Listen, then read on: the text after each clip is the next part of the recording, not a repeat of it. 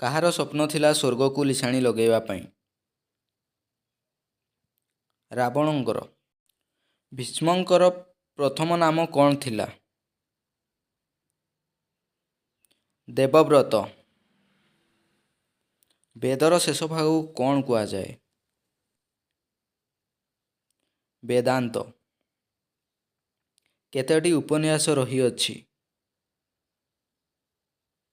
12ଗୋଟି। ତାଳଚେର କାହିଁକି ପ୍ରସିଦ୍ଧ?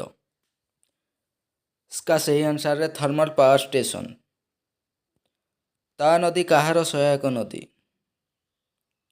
ଏ ନର୍ମଦା ନଦୀ। କେଉଁ ଦେଶରେ ପ୍ରଥମ ଚେସ୍ ଖେଳାଯାଇଥିଲା? ଆମ ମହାଭାରତ ଦେଶରେ।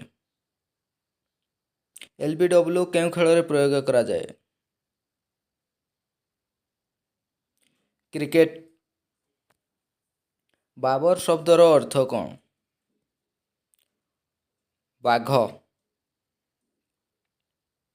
କଲିକତାର ପ୍ରତିଷ୍ଠାତା କିଏ ଥିଲେ? ଜବ ଚାନକ।